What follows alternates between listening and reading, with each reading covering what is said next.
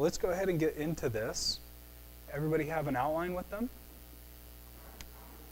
Okay. How about we start with a word of prayer? Yeah, I think we're on here. All right, Father God, we thank you so much for this time and the chance to get together to go through these worldviews and find out why they just don't work. And Lord, we ask that you would help us and guide us and teach us why your truth is the only truth, God. And we just thank you for this opportunity. Guide our minds and our hearts. In Jesus' name, amen. So I have a bit of a cold going here, so I didn't do as much as I usually do in preparation for tonight. So hopefully you'll bear with me as I fumble through this. I'm about 75% right now. So if you can just give me grace, I'd appreciate that. So at the beginning here, you'll see this kind of chart. You saw this last week where we kind of threw together how these worldviews seem to relate to each other and build off of each other through the centuries. We already looked at the ones before 1900, and actually last week we looked at logical positivism there on the right. And what we didn't do was nihilism, which is what we'll do tonight. And I added that to the 1800s mark there. So basically what you can see is that with naturalism, nihilism, skepticism, empiricism, scientism, all of these worldviews we've already discussed and critiqued and refuted. They all seem to be heading us into the last century. And we will see how they transform themselves into the worldviews that we encounter today. And so if you look at the second bunch of diagrams there, you can see how logical positivism basically translates to language games, which we haven't talked about, and structuralism, which we won't talk about. We won't talk about language games either. But we'll talk about pragmatism, we'll talk about postmodernism, and then we'll talk about relativism and pluralism. And all of these things build off of each other as you go through the last 100 years. But also, another track is taking place, which we'll get into tonight. So nihilism leads to existentialism, which also leads to postmodernism and relativism and pluralism. So with logical positivism and nihilism, we still get to kind of the same place from two different starting points. And that's kind of the basic idea with these diagrams here. It's just to show you that really what we're trying to get to are relativism and pluralism, because that's really what we meet on the street most often. Everyone seems to have a naturalistic framework, this scientific type of mindset where science gives the ultimate truth. People are very skeptical of their own senses, of their own rationality, especially the rationality that most of the culture holds. And we've already looked at why those worldviews fail. However, they persist in our culture. So that's the idea, is that nihilism is also causing the same cultural phenomena that we experience today. And we're going to see that later on. As next week we'll get into existentialism, which is a direct response to nihilism. In my email earlier this week, you may have read that this week we were supposed to do secular humanism, but I replaced it with nihilism. Actually, it's quite the opposite. This week we were supposed to do existentialism, and next week secular humanism. So not to confuse you any further, the point is we're doing nihilism to existentialism, and then I'm probably going to give you secular humanism as a handout, and you could take it and just read it, or I'll email it to you as a PDF, and either we won't meet that week or we'll move the classes, we'll move the next topic into that week. Does that make sense? So you guys can kind of think about that. Let me know what you want to do with the secular humanism one. All right, now let's talk about the basic ideas held by many Western non-Christians. you may encounter this as a route to the person's worldview, or kind of background info to the person's worldview. So they may hold to something like, there is no ultimate purpose, there is no ultimate meaning, and there is no objective morality. So they may have a worldview that is based on these things. They probably won't say these things, but they may say something like, it doesn't matter anyway, does it? Or things don't really matter in the long run. You know, you may hear it come out like that. But essentially, these are the points that they're holding to, which is when they express that, nothing really matters, or I can get away with it because it doesn't matter anyway. That's where this is coming from. There is no ultimate purpose in the universe, there is no ultimate meaning, and there is no objective morality. So if you have like a college student who's partying it up one night, and he's got a choice to get drunk, or, these days they just put a roofie in some girl's glass and take advantage of the sorority girl or something like this, They may say to their buddy, hey, it doesn't really matter anyway, does it? We can get away with it, so it's okay. In other words, there's no objective morality that they're violating. They're not going against something that stands apart from them, objectively speaking, that they're going against, they're violating. So this is the idea, is that people try to get away with things. We try to rationalize, we try to justify our behavior. And when we can make sense of these three premises, or if these three premises fit well, holistically and coherently within our overarching worldview, then we could get away with our immoral actions. And we can call our immoral choices and decisions amoral or non-moral, meaning that if there is no ultimate meaning, and if there is no objective morality, then what traditionally we think of as moral is a non-moral issue. So what is now in our culture considered repulsive, kind of like Dennis Prager was talking about the other night, these are just amoral issues, non-moral issues. Okay, so by way of background, how do we understand nihilism? How do we understand these basic concepts? There is no ultimate purpose, no ultimate meaning.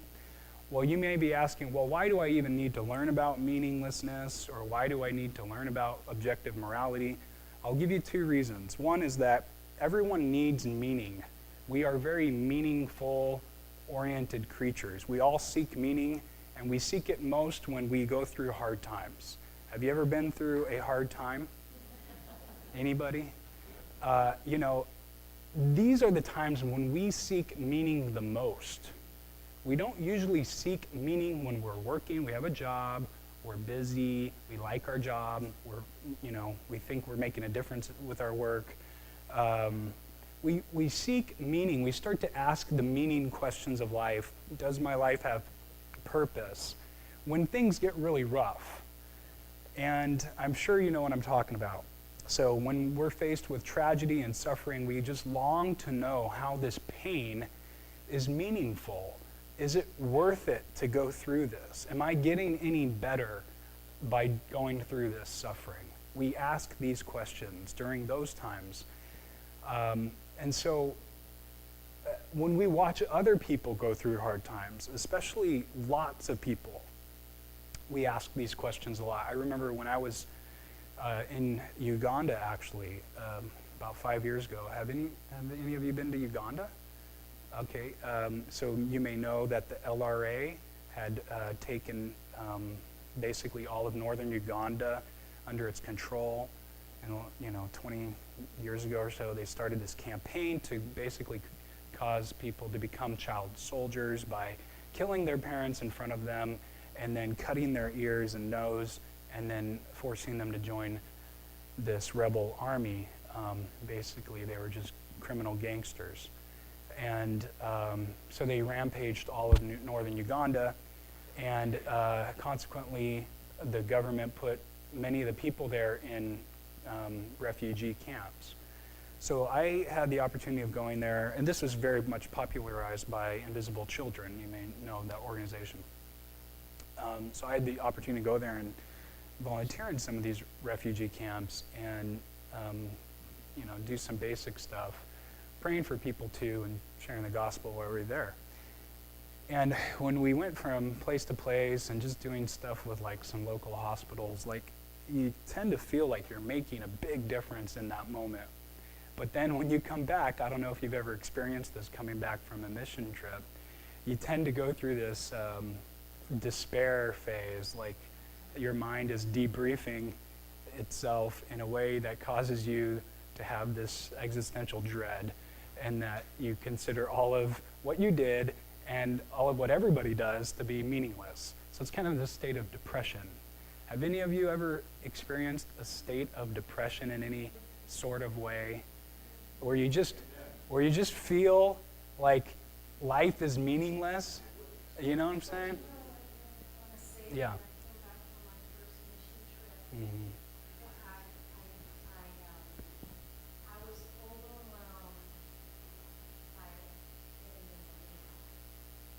Mm-hmm.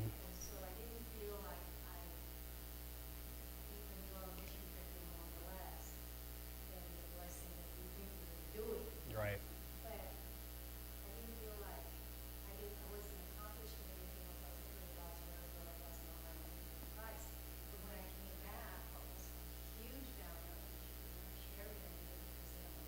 Yeah.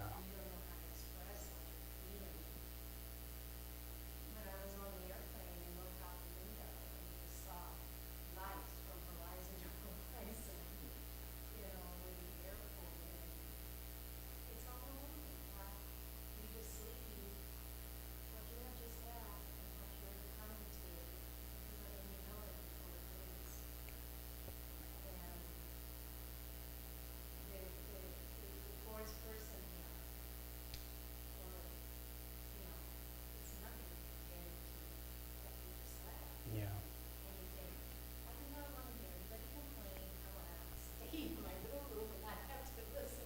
Mm.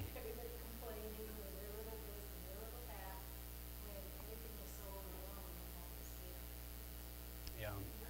Oh yeah. Where did you go? Romania. Okay.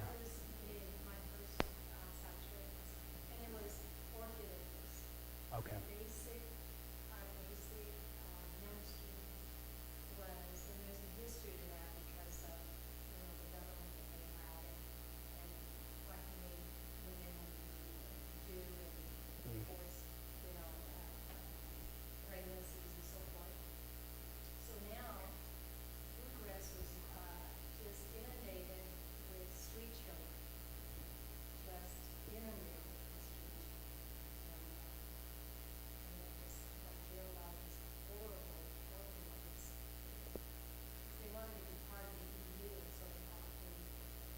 Mm. Yeah. Yeah. You felt like you were making a difference. Yeah. Yeah.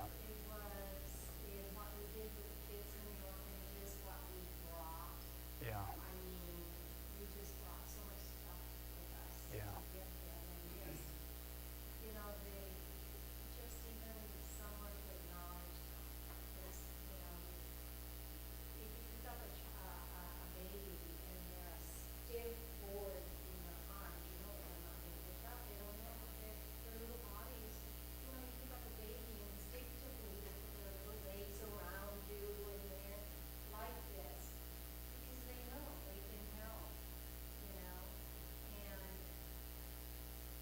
So you had the opportunity to really love on them and care, and it's very fulfilling.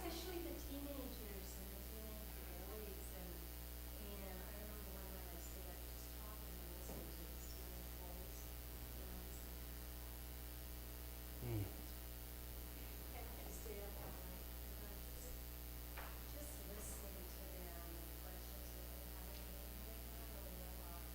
Mm.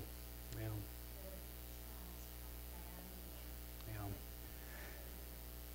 It's a amazing thing when you go on these mission trips. I'm sure you can identify with what Sony's talking about, this sense of amazing fulfillment that you're making this incredible difference in these people's lives, and then you come back and you feel like, wow, I just made this huge difference. I feel very fulfilled, but there's 7 billion other people, that really need this kind of loving, and care. And I think that a lot of us come through these weird stages of,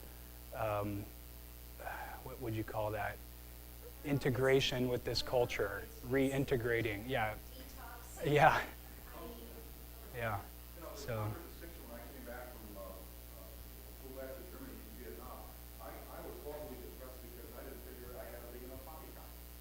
I did not get what I thought I should get, and I had 55 missions, and I was destroying lives and putting people potentially in orphanages, wiping out villages. And I was depressed. Motherhood and apple pie, certainty, God, country, love our rock, we were filled with it all, and I wasn't the only one. Yeah. And so the sense of depression is interesting to see. Yeah. Here I am, and I'm doing this for the good of the world. Yeah. But what the net result is that you're engaged in destruction. You're really not. And so later on, a bunch of people will come back to Vietnam later, and they will take care of the orphans, and they will help out with, revitalize the villages and stuff like that. The losses are huge. 23 million people died. Okay? We stop for that. So then you go to someplace else and you go to an orphanage and so on. And it's interesting how split we can be. Yeah. Really, never had a sense of tragedy in their regard. Never had a sense of loss until I had a child that was murdered and I had a wife that died. Then I felt altogether same sense of depression. But different, the sense of where it came from. Really peculiar in human nature. Yeah. I'm sorry, I didn't go to, what I did participate in a veterans, stand down. It's for veterans that have lost their homeless. So we have a support system for them. And I didn't have any special skill that they were going to be using, but I was just standing around and talking to this one veteran, and I just said to him, so Tommy, what is it that you want me to do for you? And he said, oh, you're already doing it. I said, what is that? He said, you're standing here, you're looking at me, and you're talking to me, you're listening, because you don't realize how many people have crossed the other side of the street just to avoid you. And it just makes me feel dehumanized. So you're validating me and you're guilted by just looking at me. So that's so such a basic human need that we all have the ability to share. Yeah. Yeah, thank you for opening up, Roger and Sony. And we all seem to identify with these basic human needs, and whether it's just a little bit of depression or a lot of it, I think we all have kind of been there, where we are so distracted by this other thing, whether it's another country or another people group that we saw suffering. It's hard to make sense of what's in front of us here. It feels like a weight that is so heavy we just cannot lift it, and therefore everything else just stops in our life. We just exist, but we don't do. We kind of just barely be, but we don't thrive. And I think you can all identify with this. The point that we're trying to make here is that when we talk to people in the streets, a lot of times people have dealt with this personal meaninglessness, and we can connect with them there because we also have, and of course with Christianity we have a beautiful solution to meaninglessness. Where nihilism comes into the picture is you have here a very academic sense of meaninglessness. It's an academic force, if you will, that goes through culture at the high level in academia. And so when we talk about meaninglessness here, we're going to be dealing with it in a kind of a different sense than the depression sense. Because I would love to talk about that with you for an hour and a half. But unfortunately, we signed up for a different class, so we're going to do this. But that is equally important to understand someone's sense of meaninglessness that they've encountered. So given that, the second reason is the worldview we encounter today came from a worldview of meaninglessness called nihilism. And like I said, in order to understand existentialism and postmodernism, we need to understand nihilism. And so when philosophers talk about meaninglessness with humanity, they call it the human condition or the human predicament. I think you may have mentioned that, Roger, already. So nihilism says that it's not meaningless because we suffer, but it's meaningless because God is no longer in the picture. It's meaningless because God is no longer in the picture. So our meaninglessness is not suffering dependent, like we know of in a day-to-day sense, but it's God dependent. If God is there, then we have meaning. If he's not, then we don't. So existentialism then comes later as a response to nihilism. So in order to understand existentialism, we have to understand this, because that's where morality really gets out of control, is with existentialism. So what is nihilism? Let's look at this in more detail. Well, the root of the word is nihil, Latin for nothing. So you could think of nihilism as nothingism. So here's a nice definition. James Sire, he wrote a great book that sold about 350,000 copies starting in the 70s called The Universe Next Door. And in it, he basically beats up on a lot of secular worldviews. He says this in nihilism. Nihilism is a denial of any philosophy or worldview, a denial of the possibility of knowledge, a denial that anything is valuable. Nihilism is the negation of everything: knowledge, ethics, beauty, reality. In nihilism, no statement has validity, nothing has meaning. So what he's saying here is that when you hold to nihilism, this nothingism, you're saying that nothing at all exists or is valuable or is meaningful. Nothing at all is. Of course, nobody holds that view, so really we don't want to camp out there. We want to camp out on the part of nihilism that affects existentialism and postmodernism. So the way we're going to get to that is by taking nihilism and breaking it down. So nothing of a category exists. So that is, there is no such entities in a certain category considered. So when we think about the category of, say, baseball, in baseball, there are no footballs. Okay, pretty basic, right? So in the category of baseball, there are no footballs. Or in the category of smartphones, there are no such things as zebras. Okay, you don't put a zebra in the same category as a smartphone. In the category of naturalism, you don't have any supernatural entities like God, right? Like we talked about. So for nihilism, in the category of the universe, no values or meaning exist. That's the idea with that. So when you think about the universe and all that it is in it, we look around and we say, oh, well, it seems like we know this, and these things are meaningful, and this holds true. But in reality, we don't know for sure, because we're stuck in the box too. We're in this category with nature. So the only way we really know the truth about nature is if somebody from outside the box tells us what's the correct perspective in our box, right? So nihilism says there's no such thing as a supernatural being outside of our box that can tell us what is in our box accurately. All we can do is look around and see what's in our box and just say, well, we think this is in our box.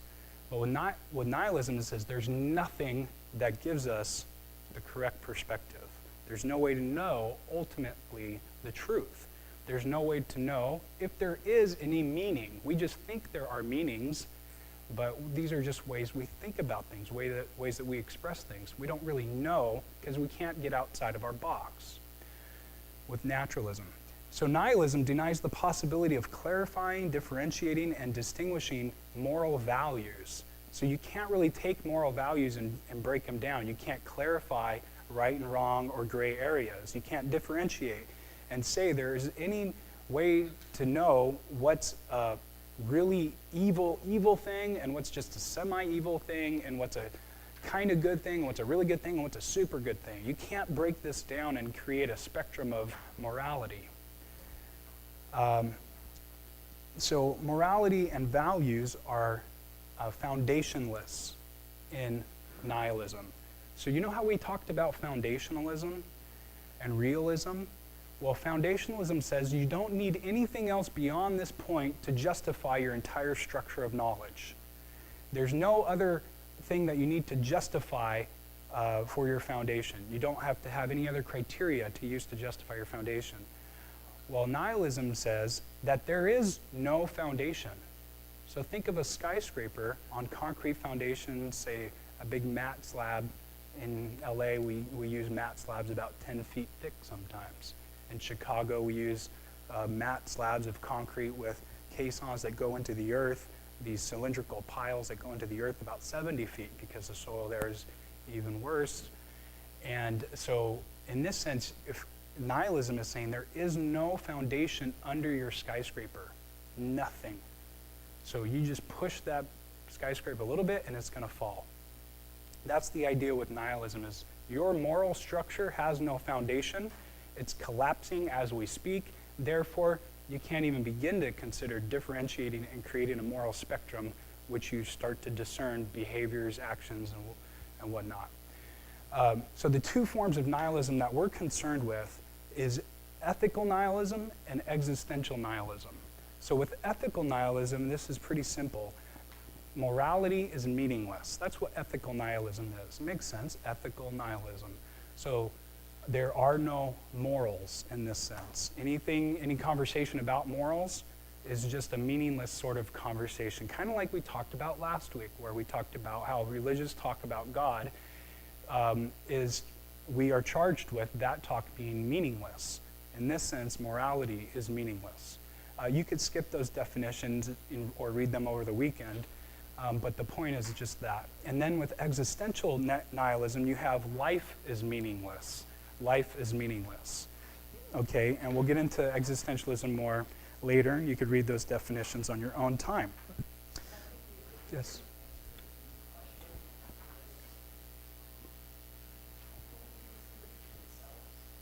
Okay, what do you mean?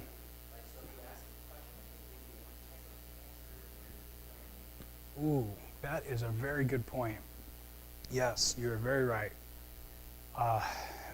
Anything they do or say it creates meaning, but we're going to get to that in a second. So hold that, or in the second half. So hold that thought. That's a great point.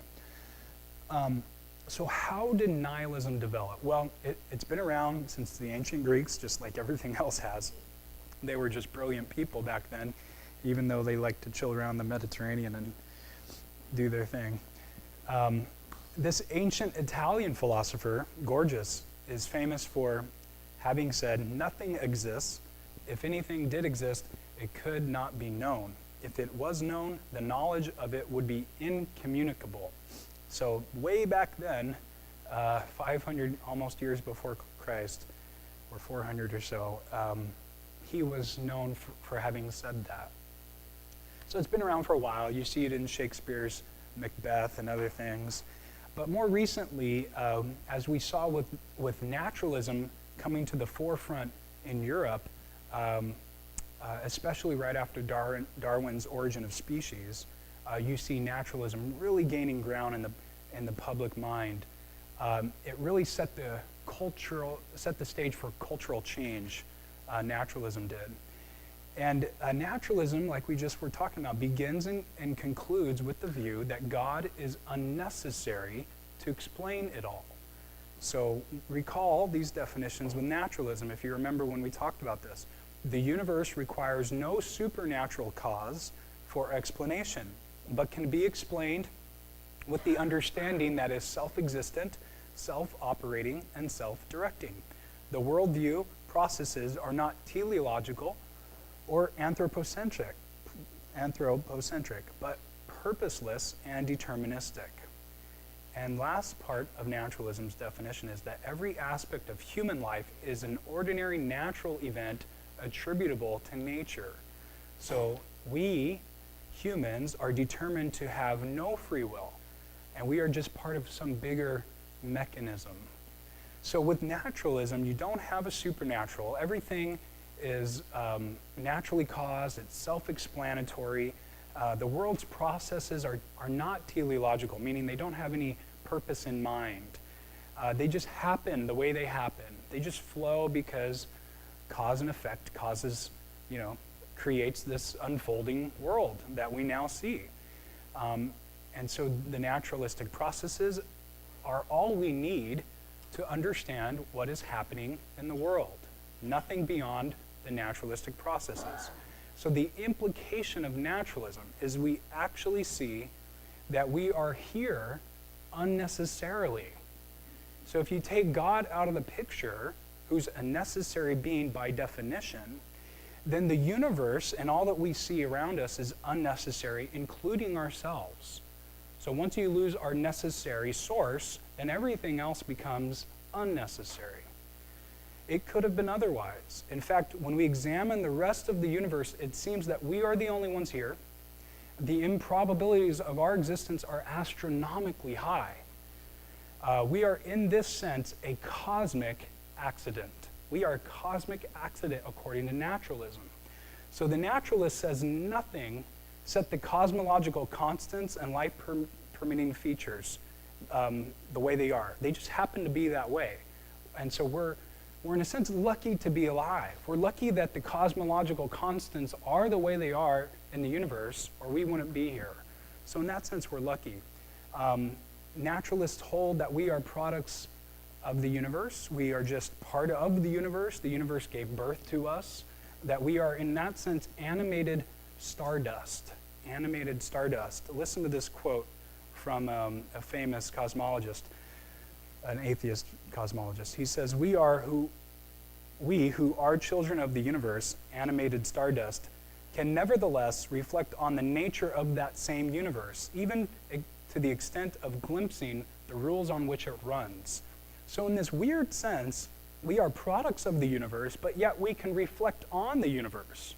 We have an awareness that no one else seems to have in the universe. Nothing else, no animal, no other rock or star seems to have this self-reflecting nature. But we do. Isn't that odd?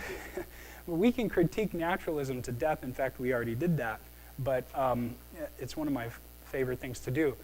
But the point is that if nature is our maker, then we, as animated stardust, ought to have the permission to ask of nature, what are we here for? And when we do ask that question to nature, what does nature say? Nothing. It is silent. So we who are animated stardust have this awareness, and we ask, well, why are we here? And we get no response. We just have this cosmic sense of aloneness.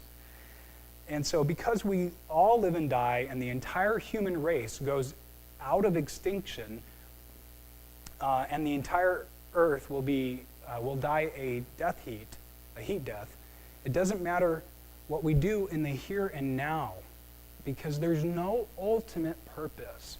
So whether we all lived and died 30 years, and humanity was dead, let's say, in 30 years, then it doesn't appear that anything mattered with that group called humanity.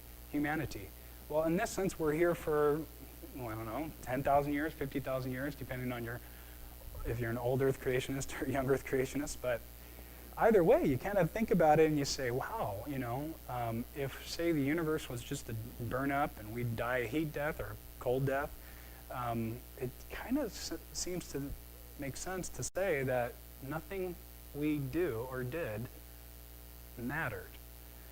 And that is kind of what naturalism is leading us towards, isn't it? If you take God out of the picture, all we have is this existence where we live and we die, and nothing we do really matters, because we're going to all die anyway.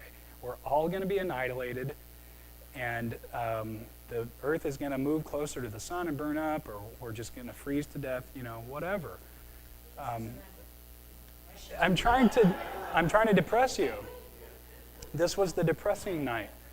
So even if we're just annihilated at death, if you believe in annihilation and not immortality, or having any sort of afterlife, and some Christians hold to annihilation for the unsaved. Even in this sense, if you're a naturalist, if your life kind of sucks, you may be looking forward to that annihilation.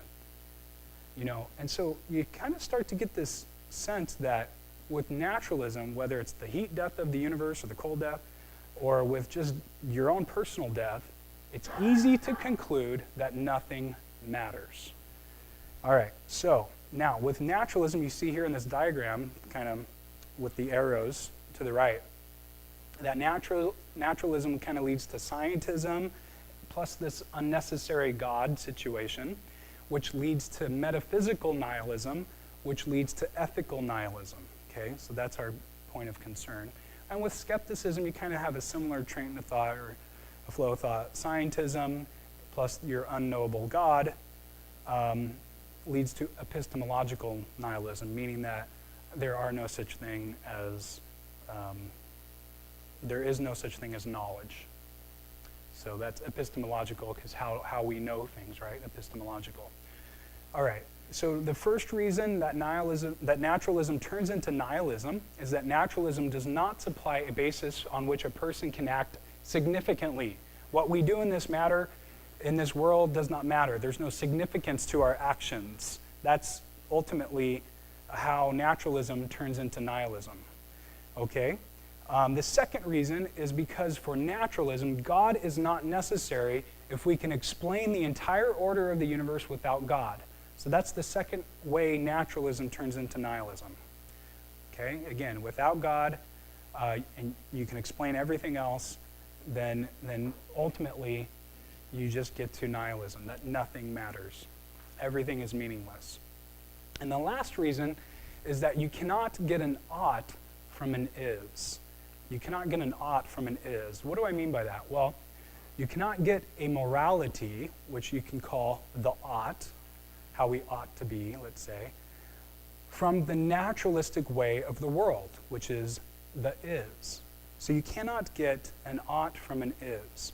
You cannot get a way to think about your behaviors and your actions and your thoughts, how you ought to be, how you ought to do in a given situation in terms of morality, from a naturalistic way the world is. So when we look around the world and we see this is how the world is, it's naturalistic in nature, there's no way to derive an ought from that. There's no way to derive morality from that. So pretty much all philosophers agree on this point. You cannot get philosophically, no matter how much argumentation you provide, no matter how much rigorously brilliant philosophers you get together, they're not going to come up with a way to get an ought from an is.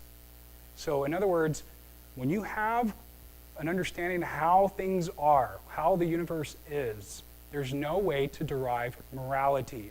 So that begs the question, what is the source of our morality? What is the source?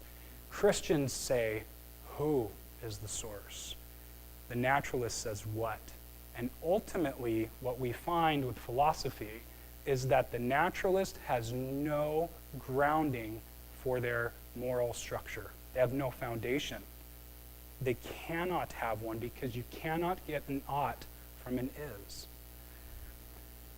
So, if naturalism is the way the world is and cannot produce any form of morality, then we think of morality as meaningless. And we think morality is meaningless. So with naturalism, that is what you basically conclude, that morality as a whole is meaningless. So James Sire, he confirms, thus, does naturalism lead to nihilism? If we take seriously the implications of the death of God, the disappearance of the transcendent, and the closedness of the universe, we end right there. Nihilism, that there is no ultimate meaning or purpose or morality in the universe. So there's no God, no transcendent, there's no way to get out of the box, there's no way to know objectively how things are the way they are, why they are the way they are. That is how we wind up with nihilism, meaningless. In fact, it's not just a conclusion of naturalism, it is the conclusion of naturalism. There is no other conclusion with naturalism. You have to end up with nihilism. This is a very sad picture if you haven't figured it out. If you are an atheist and you are a naturalist, you ought to be very depressed. Yes, in the back. Sorry? Oh, go ahead, Chris. Go ahead, Chris. I was just going to say, it seems just by listening that they're all trying to get rid of God. And if that's so, why don't they also want to think, well, why don't we give God a chance? In my opinion. Because, I don't know if this is making sense, but me in my head it does, but I feel like they're trying to give answers to dissolve God. Because they don't want people to think there's a God. So I feel like, I don't know if I'm making sense here, but why don't they flip the script and try to come, if you want to have an open mind, I think knowledge should have an open mind. Really coming on and kind of embrace everything in a sense. And all I have to say is, why wouldn't they want to flip the coin and see if there is a reason for it? I don't know if you answer that question. That's something that often I guess I challenge them in my debate with others. Yeah, I love your question. It's just, you start to really think about how they think and how they arrived at where they're at. And sometimes they just go off of the assumption there is no God, and they start there with no argument for that position. With naturalism, you actually have an argument for that position. You have a compilation of evidence from science, just to how you think about the world, how the world actually is. And you arrive eventually with this argumentation to naturalism and being the conclusion. So in that sense, you do have an argument. But you're right. I mean, a lot of people that do not grow up in the church tend to want to consider themselves free thinkers. So most atheists won't call themselves skeptic or atheist. They will call themselves free thinkers, as if to imply that religious people aren't. And so that's just kind of a play with words that they do. So this is an important point you're bringing up, is that the person's presupposition needs to be addressed, and why they hold to their basic position. So with hopefully, your conversations, I know you do a lot of ministry online, hopefully you can help them see that the basis of their position fails. If they aren't agreeing with, say, your line of reasoning towards Jesus of Nazareth, So, yeah, thanks.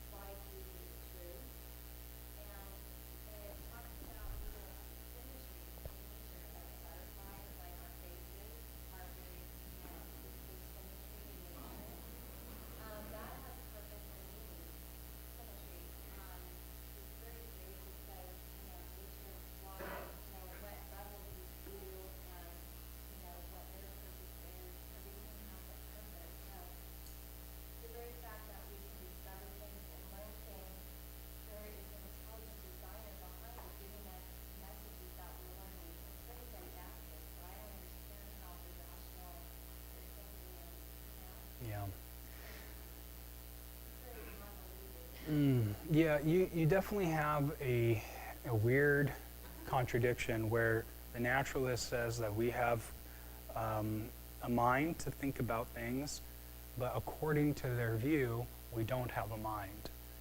So the intelligibility of the universe, like you're talking about, is something that they shouldn't be able to address with their view. They should not be able to account for, or they can't account for the intelligibility of the universe, that we can understand it and that it can report things to us. So you're right, there's a failure there. We talked about that with the naturalistic critique, so you're right on with that. Yeah. Crystal, yeah.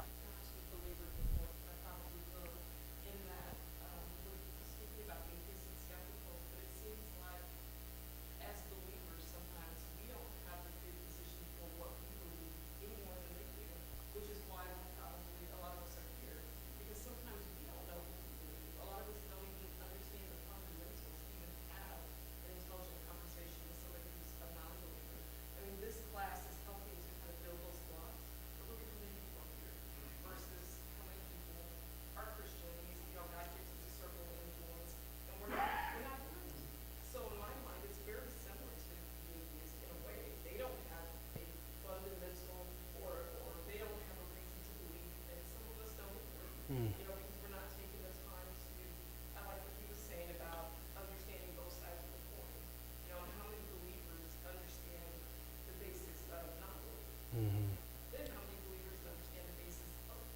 Mm.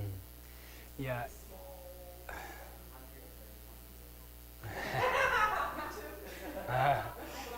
Yeah. Thank you, Crystal. Yeah.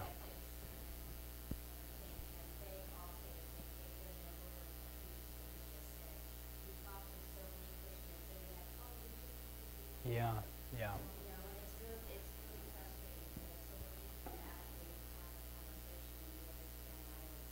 Mm. Yeah.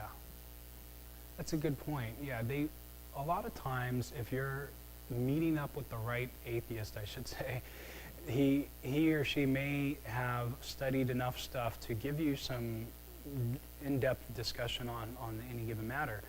And it's kind of rare for them to meet a Christian who can discuss at that level. Because you're right, we have most of the Christian evangelical population in a very anti-intellectual mood. And it's a very sad thing, but this is what has happened due to secularization of our culture. Secularization really, really started right around this time. We're talking about Nietzsche at the end of the 1800s. And we really start to see secularization just start to dominate Western culture. And now we live in the aftermath of a secularized world.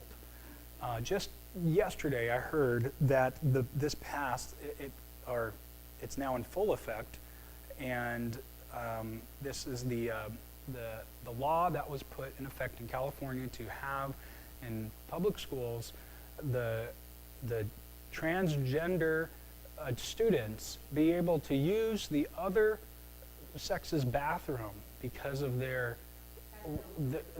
orientation. Yeah, they didn't have enough signatures. We didn't have enough signatures as the conservative group to raise the other vote. There was something else going on about transgenders, and they were down against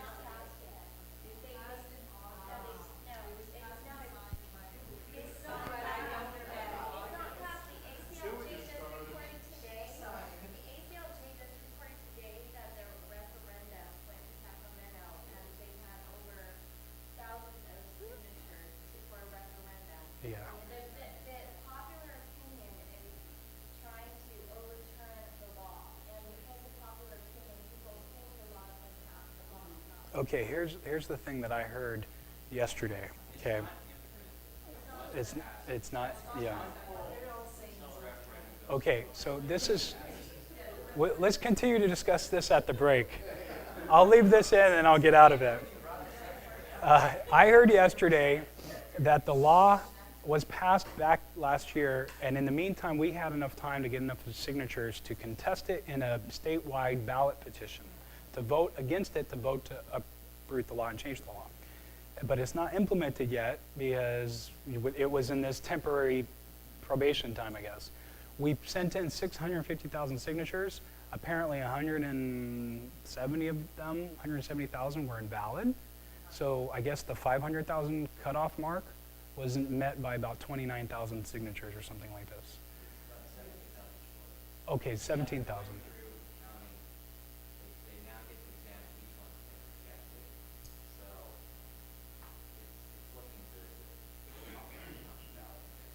Okay, so now we have some idea of what has happened.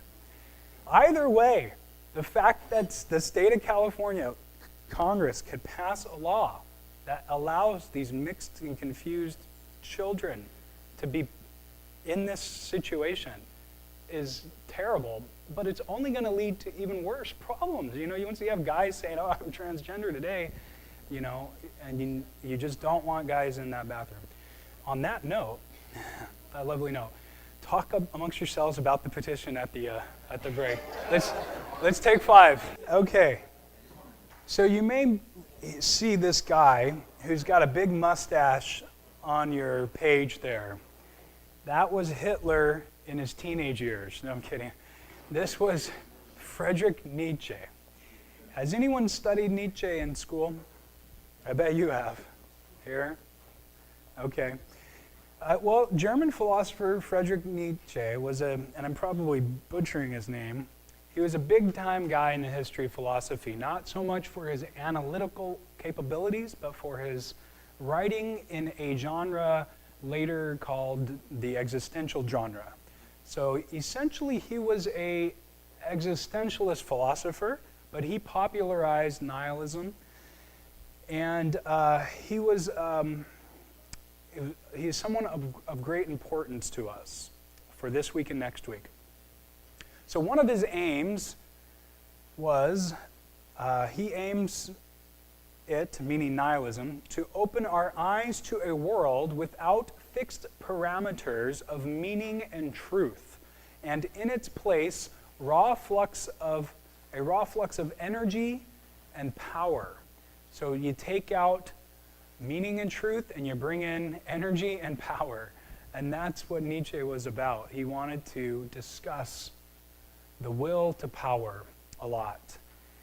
But his most famous writing is probably the parable of the madman from The Gay Science, section 125. So if you don't mind, coming up, we're going to ask Pele, who has an incredible talent to be an incredible actress, to deliver this passage from Nietzsche in a very provocative manner. I mean, I just would prefer someone else to read it because it already has a bit of passion to it, but, you know, I can't read too well, so. Have you not heard of that madman who lit a lantern in bright morning hours, ran to the marketplace and cried incessantly, "I seek God, I seek God." As many of those who did not believe in God gathered around just then, he provoked much laughter.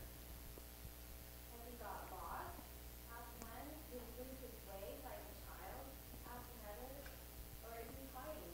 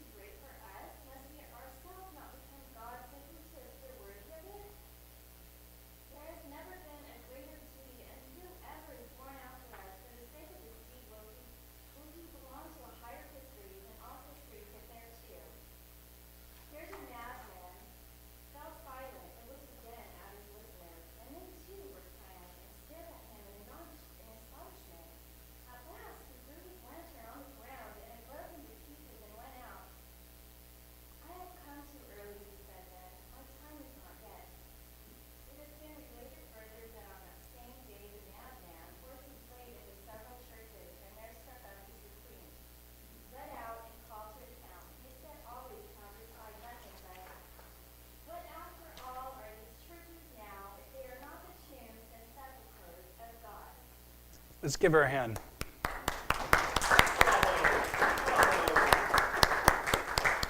Thank you, Pele. Wow, what a powerful passage. This is one of the most famous pieces of literature in Western history anyway, but it's very famous because of his phrase, God is dead. And you may have been struck by many things in this passage as she read it. So we're going to look at a few things, and then we're going to critique nihilism, okay? So let's first, by the way, I put some underlines and some bold print there because those are kind of going to relate to the little discussion we're going to have now. So at the first point is the bold items. So the first bold thing, well, let's just say this. Nietzsche is famous for his style, his prose, and incredible existential synopsis of how his present European enlightened culture would inevitably reflect a society that killed God. Okay, so this is kind of the heart of the passage.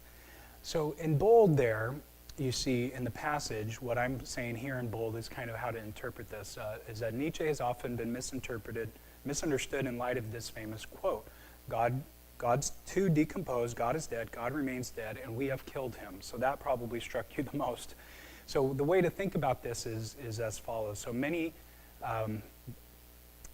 people misinterpret him, but basically Nietzsche is trying to be here a prophet or a messenger or a reporter who investigates culture and then shares what he has learned. So in this sense, Nietzsche is not trying to be someone who is just outright exclaiming, we killed God, he's dead, he no longer exists, just making the assertion without giving an argument. It's not that at all. It's more that he is trying to be a person who examines culture and says, this is what is happening in European culture at the end of the 19th century. And so he's merely being a newspaper reporter in this sense. And he's trying to show everybody that God has ceased to remain believable in this culture. Okay, that's the idea, that God has ceased to be believable in this culture. So when he says God is dead, that's what he means. Now, that's in the bold print. He stressed the importance of realizing what a lack of God means. So in the underlined part of the passage, this is what is happening. Nietzsche stressed the importance of realizing what a lack of God means. So if we go back to the passage and go through that underlined part again, remember how eloquent that was? How could we drink up the sea? Who gave us the sponge to wipe away the entire horizon? Is he talking about is he just making lovely word pictures? No, he's actually talking about how we got rid of meaning, how we got rid of objective morality. Who could drink up the sea? Something as big and powerful as objective morality. Who could get rid of such a thing? Who gave us a sponge to wipe away the entire horizon, where you define one thing and another? Who gave us a sponge to wipe that away, to have no horizon to differentiate between moral matters? What were we doing when we unchained this earth from its sun? When we got rid of God, our anchor, if you will, in the universe, the sun being our anchor, so to speak, the life-giving, sustaining energy we have. When we unchained the earth from the sun, what were we doing? Whither is it moving now? Where are we going now that we got rid of God? Whither are we moving? Away from all suns? Are there any gods at all? Are we not plunging continually backward, sideward, forward, in all directions? Is there any up or down? How do we know which way is up and down? We don't have any sense of direction. We have no moral compass anymore. Are we not straying through an infinite nothing? Things just are bleak now.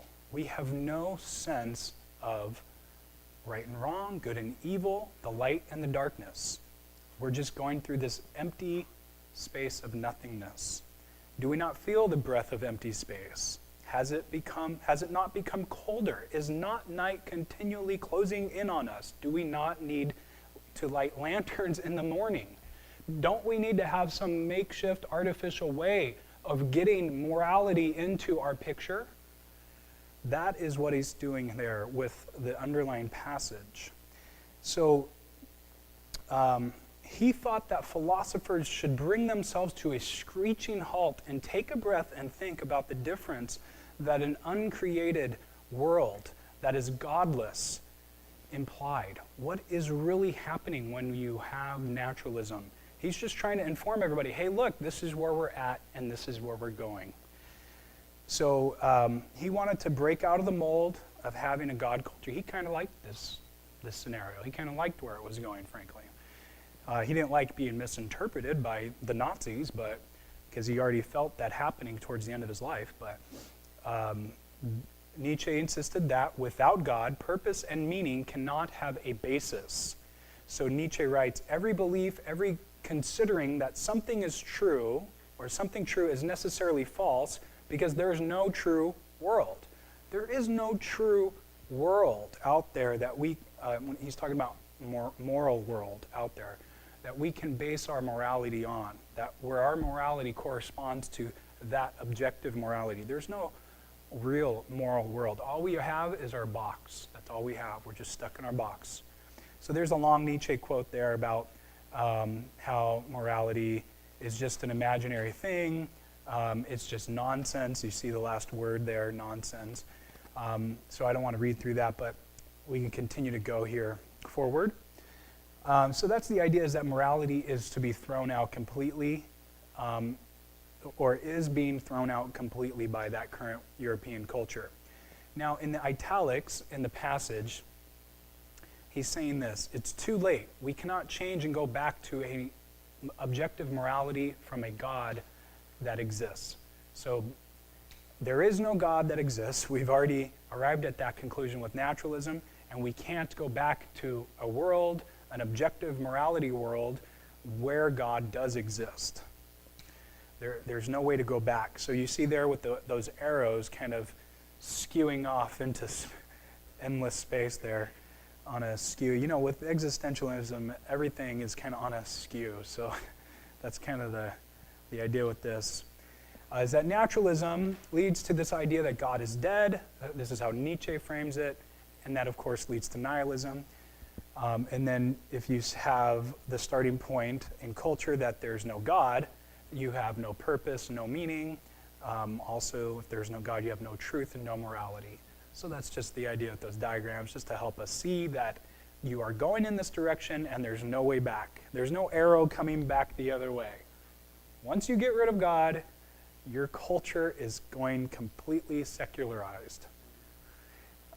So for Nietzsche, nihilism is the necessary implication of Europe's naturalism. And he also talks about Immanuel Kant, too. And we don't have time to get into that much. I'm not a Nietzsche expert, of course, or a Kant expert. But he does discuss how Kant helped contribute to the rise of nihilism along with naturalism. All right. So the last thing with the double underline at the end of the passage is the metaphysical foundation of European morality was undermined and the moral structure on top of it collapsed. That's what we've already talked about. So if you go back to the little passage there and read that last underline, it says, what, after all, are these churches now if they are not tombs, not the tombs and sepulchres of God? So he's basically saying that once you get rid of the foundation, this God and theology and religion that comes from a knowledge of God, once you get rid of that metaphysical foundation that God exists, he's, according to Nietzsche, this metaphysical only entity, then you arrive at the conclusion that there are no moral structures, and because there's no moral foundation, God himself. In the Christian view, we say that God is the source of all morality. He explains morality, and that objective morals do exist because God exists. That is the Christian view. This is a foundationalist view and a realist view, like we talked about last week. So we have a foundation that God is the source of morality, that goodness stems from his being, and that's a separate thing than his generosity. So keep that in mind. We like to think about whether God is good to us or we're blessed. And because we are or we're not, we say God is being good or so forth. That he is a good God because look at all these blessings I have. So his goodness seems to take precedence in these moments of blessing that we have. But in reality, his goodness is ultimately his being itself. God's being itself is goodness. His generosity is a different thing altogether. So whether God is generous or not has nothing to do with his being. His being is ultimately good. It's a good thing that God bees. He exists. And this is a powerful thing when we talk about the being of God and how goodness is ultimately there because he is there. This is a powerful thing for Christian to understand. And generosity being different. So keep this in mind. So what's happening here is that when you get rid of God, then where does goodness originate? It can't originate in its what we thought was the source. So now where do you find goodness? Nature doesn't speak of it. You can't ask nature where the goodness is. Nature does not answer. So what are the implications of nihilism? One, we have despair, which we've already kind of looked at, because after you arrive at the conclusion that we're all going to die a heat death or cold death, or we're all going to be annihilated when we die and there's no afterlife, well, it tends to lead towards a sense of depression and despair. So we could talk through that a whole lot. It's a very sad picture. But also inequality, and this is where the Nazis came about. When you start thinking of humanity outside of the image of God imparted in us, then you start concluding that we are unequal, that there is a sense of hierarchy due to talents or intellectual capability, things like this. Properties of us rather than the essences of us. Our essence is derived from his essence. Augustine said that our being is ultimately derived from his being. So once you have gotten rid of the source of human essence, what makes us human, then how do you explain humanity? You can't. You inadequately explain humanity when you try, because our essence ultimately is derived from his. So then we now have an unequal humanity. And then you lead into hedonism, which is basically the view that anything goes.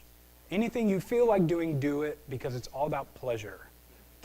Hedonism says, have as much pleasure in this life as possible and have as minimal amount of pain as you can have. Get rid of all pain and increase all your pleasure. That's what this life is about. And hedonism is the necessary result of nihilism, or it's one of the results, I should say. So anything goes. Do anything you want. Right. Existentialism then is also the other byproduct of nihilism. And now we live in a secular postmodern world that embraces anti-foundationalism. We live in an existential world where it's all about us, and it's all about creating meaning and choosing to be free in this world. It's all about creating ourselves, creating our future. So we'll talk about that more next week. So those are the implications of nihilism. Now, what are the criticisms of nihilism? Let's quickly go through this. We'll end in just a few minutes, if you don't mind. Anything goes causes problems. This is the first criticisms we can muster here. So first way to say this is that anything goes type actions still create meaning. And this is what, Chris, you were alluding to earlier. So the very process of choosing to act shows there is meaning in the moment, even if it is simply choosing to satisfy an urge or interest. As one can say, I do this because I have an interest to do that, let's say. Let's say I put one foot in front of the other to go to the movies. I have an interest to do it, so that makes my walking meaningful because I have an end result I'm trying to get to, a means to an end. And so my action, so if I'm a nihilist, naturalist, atheist, my actions are still creating meaning, but my worldview denies meaning. So the point is, anything I do, I'm still creating meaning, which is totally contradicting how I think about things.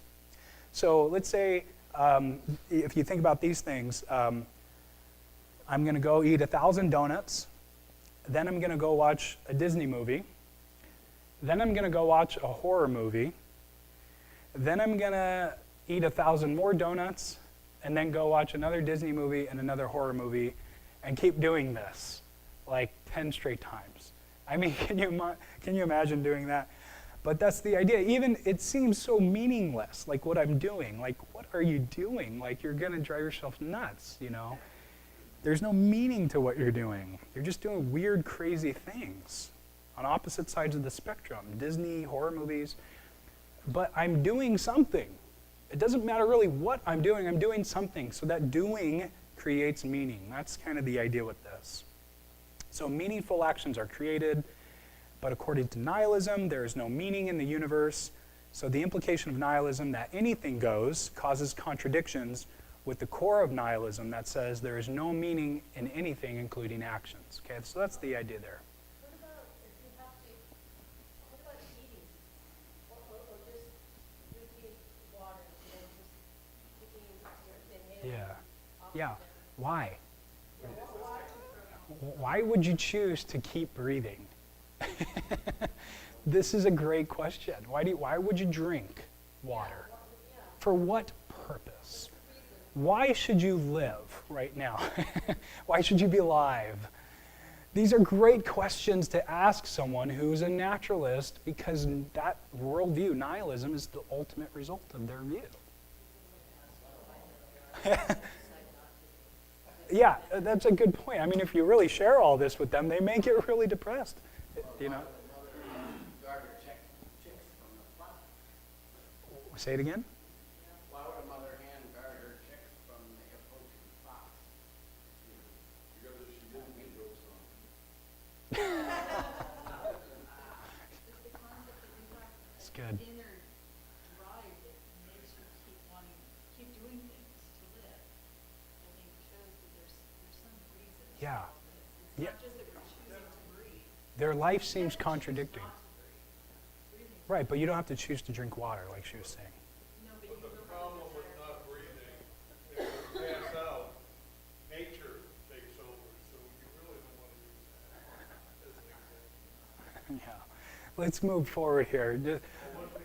Yeah, yeah. Well, we have talked about this, and Chris and I both wanted to ask, and I have asked them in this debate, about if there is no meaning, then what is stopping you from ending your life?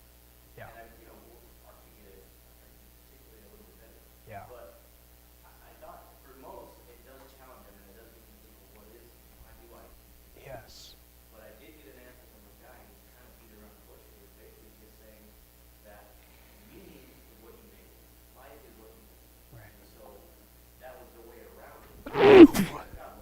Thank you. But I do think it is a challenging question to ask people, then what is the purpose of continuing life without life? Right. So when he says meaning is what you make it, he is basically uttering a very existentialist remark. And so what we'll learn here and then next week is that if you take that statement and keep going with it, you ultimately end up with absurdity. So when that happens, usually the original part of your statement needs to be rejected, because otherwise you'll end up in an absurd situation. So we'll see a little bit of that here.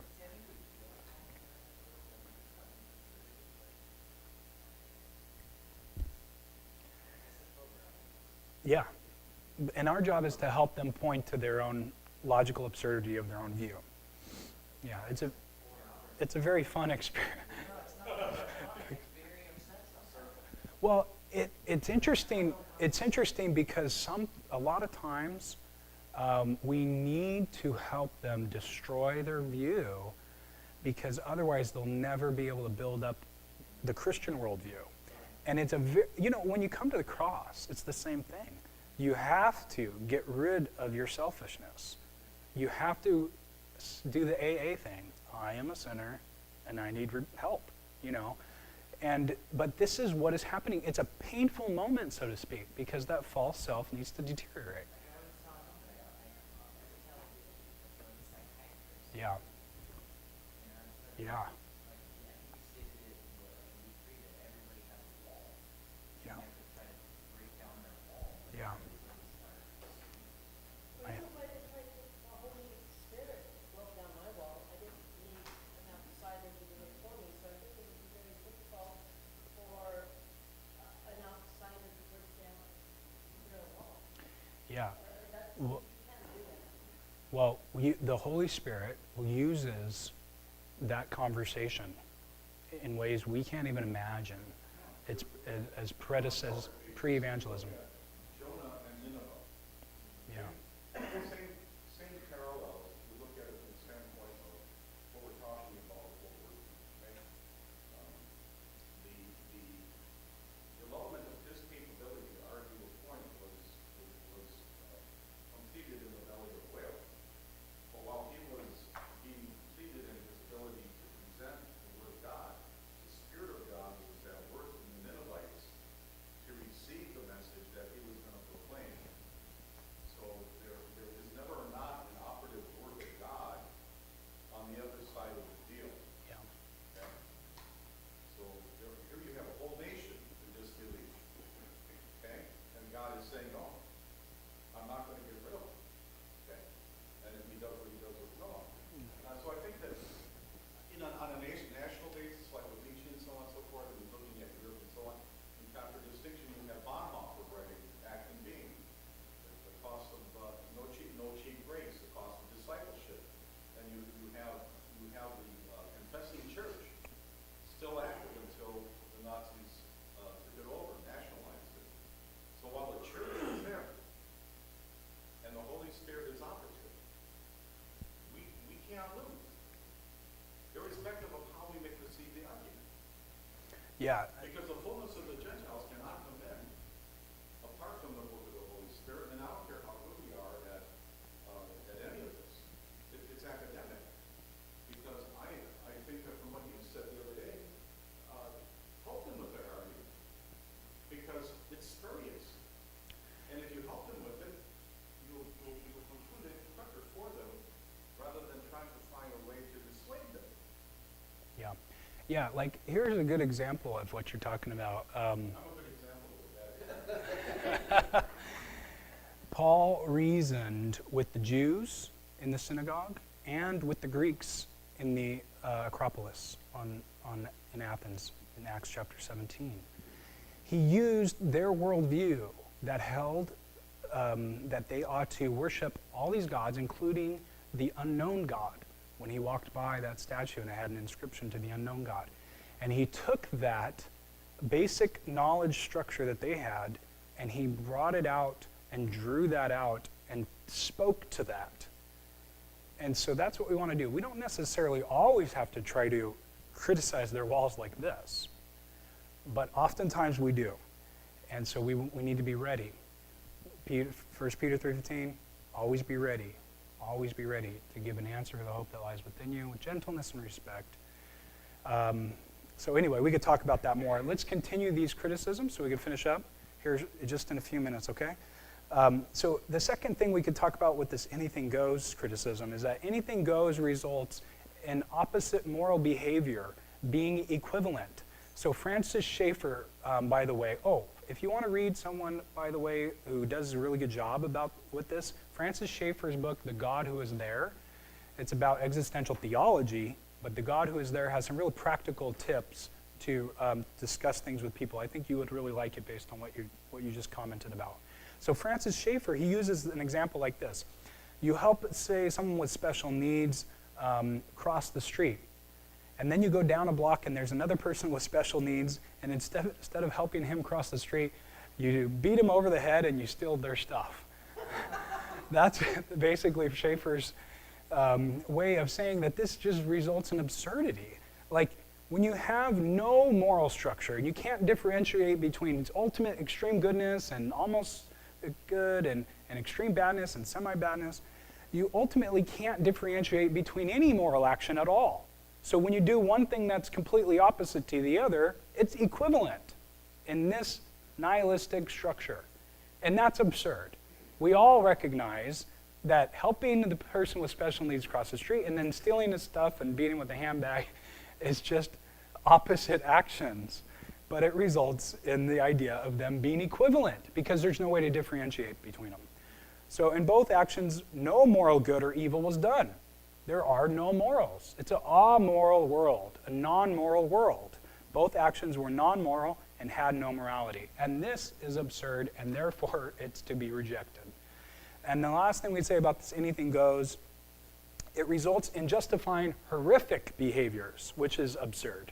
So Ravi Zacharias said recently, if you are an accident, so remember when we were talking about how we're a cosmic accident, stardust, animated stardust, we're products of the universe, like we went through the universe manufacturing factory, and we just, were created. If you were that cosmic accident, he says, I can wipe you out with an incident. What he's just saying is that anything I do to wipe you out, to destroy you, that is justifiable. Because if you're an accident, it's just as okay for you not to be here. Your life is completely contingent anyway. So why not just destroy it? And this is, getting into Nazi Germany and Stalin's USSR. And basically, that is just as appropriate as everything that Mother Teresa did.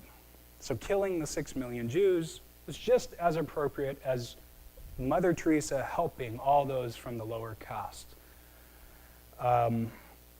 Based on this. And that justifying Mother Teresa's actions and justifying Hitler's actions are equally appropriate because we have no equality. So with this anything goes implication, these things are equally acceptable. And that's what we're saying here, so you can just kind of skip down. There's a couple guys, if you want to really look into some crazy people's thoughts. Steven Pinker and Peter Singer, there at the bottom there of that last item.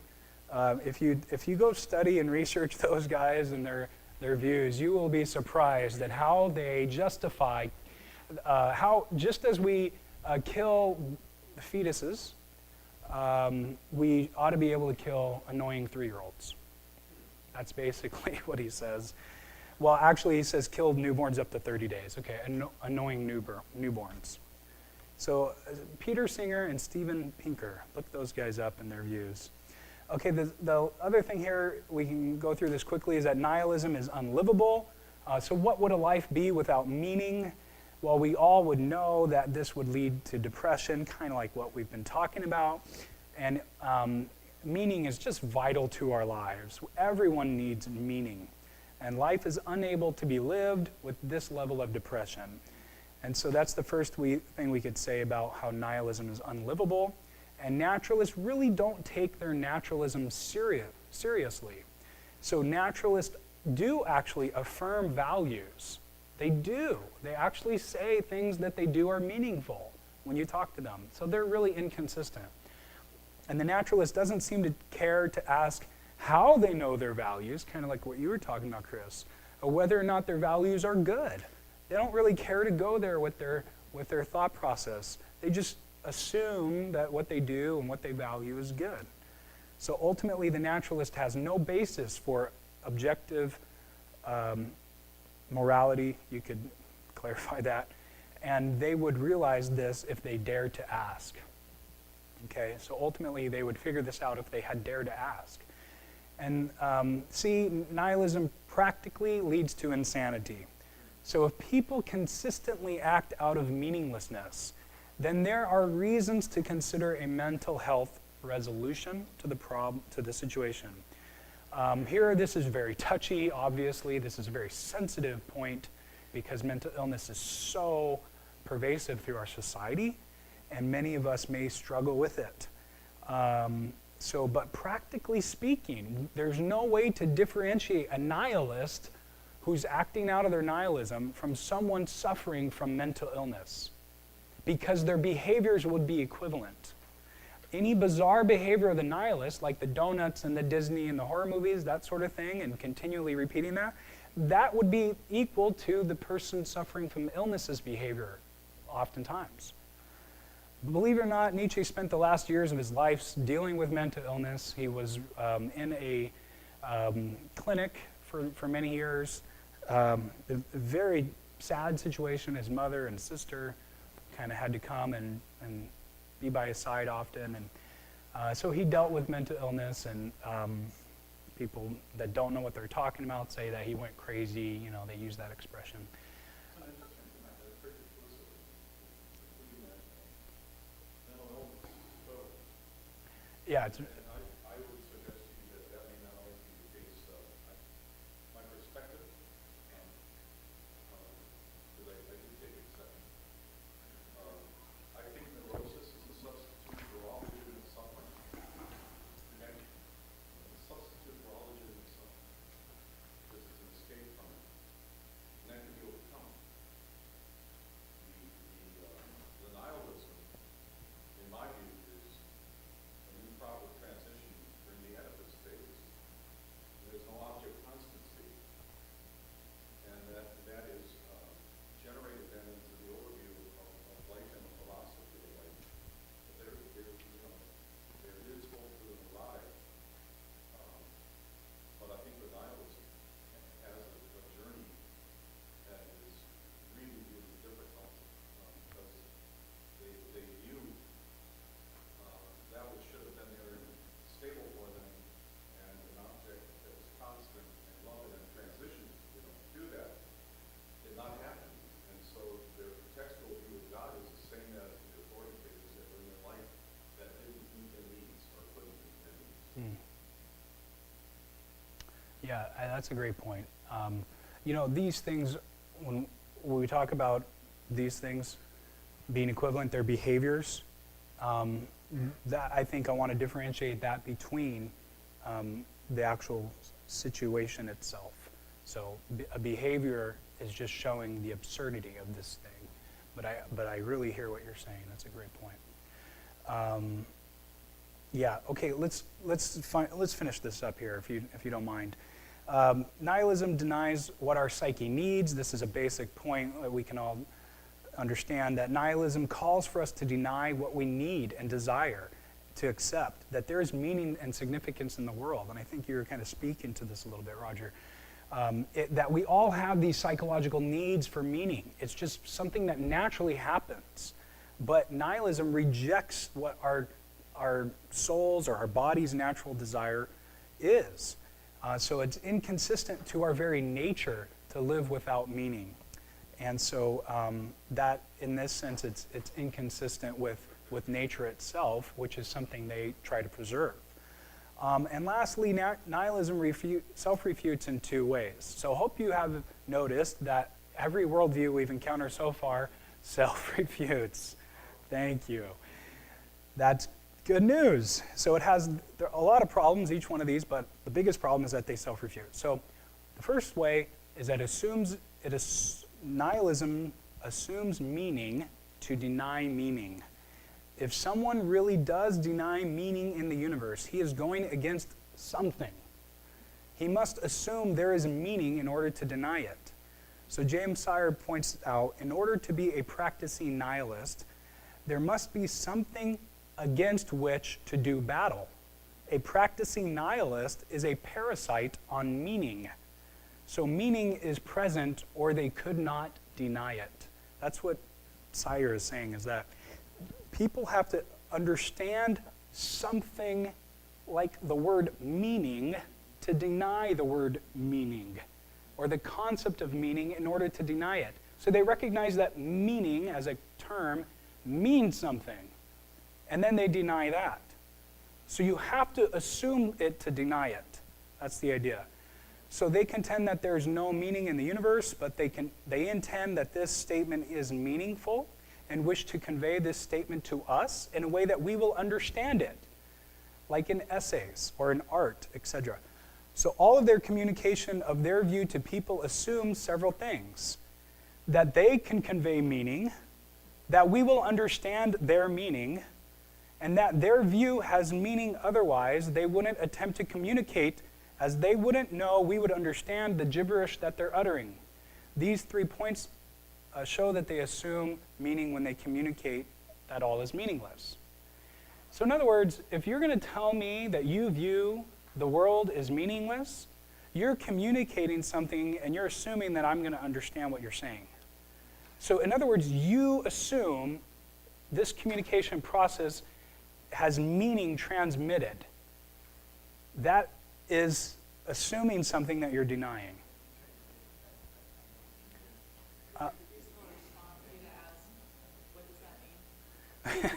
Yeah, exactly.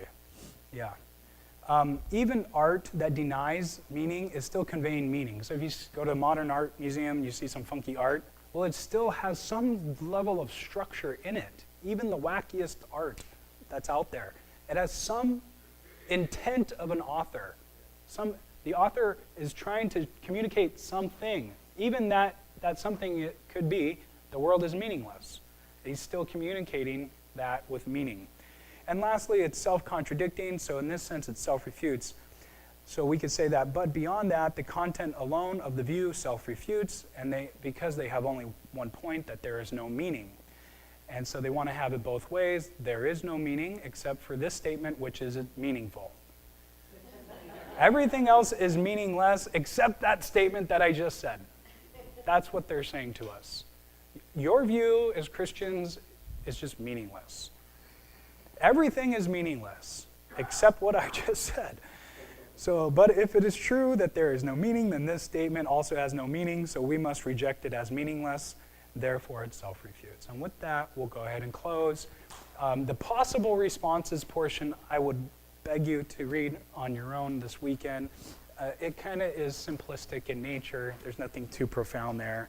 But the idea, like I mentioned Francis Schaeffer, I quote him right here a couple times, and I talk about him and what his approach is. If you guys ever want to look into somebody that was pretty radical, Francis Schaeffer, a pretty awesome character.